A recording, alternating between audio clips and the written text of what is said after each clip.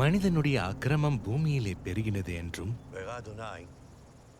அவனுடைய இருதயத்தின் நினைவுகளின் தோற்றமெல்லாம் நித்தமும் பொல்லாததே என்றும் யெகோவா கண்டு தாம் பூமியிலே மனிதனை உண்டாக்கினதற்காக யெகோவா மனவேதனை அடைந்தார். அது அவர் இருதயத்திற்கு வருத்தமாக இருந்தது.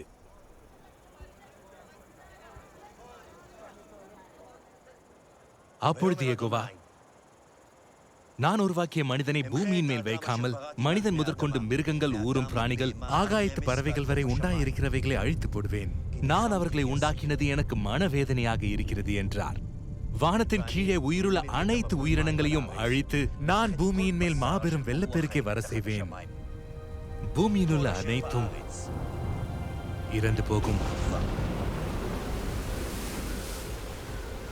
நிலப்பரப்பு எல்லாவற்றிலும் இருந்த உயிருள்ள அனைத்தும் இறந்து போயின.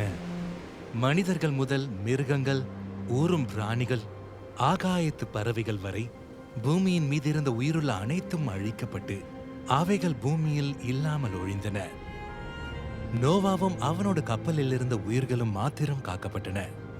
பின்பு தேவன் நோவாவையும் அவனுடைய மகன்களையும் நோக்கி, இனி உயிருள்ளவைகள் எல்லாம் வெள்ளப்பெருக்கினால் அழிக்கப்படுவதில்லை என்றும் பூமியை அழிக்க இனி வெள்ளப்பெருக்கு உண்டாவதில்லை என்றும் உங்களோடு என் உடன்படிக்கையை ஏற்படுத்துகிறேன் என்றார்.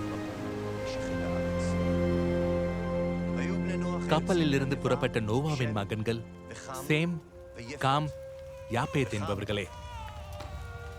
காம் கானானுக்கு தகப்பன். இம்மூவரும் நோவாவின் மகன்கள். இவர்களாலே பூமி எங்கும் மக்கள் பெருகினார்கள். சேமுடைய மகன்கள் ஏலாம், அசூர், அர்பக்சாத், லூத், ஆராம் என்பவர்களே. அர்பக்சாத் சாலாவை பெற்றெடுத்தான். சாலா ஏபேரை பெற்றெடுத்தான். ஏபேர் பேலேகு, ரேகு, செருகு, நாகோர், தேராகு, ஆபிராம் ஆகிய ஆபிரகாம்.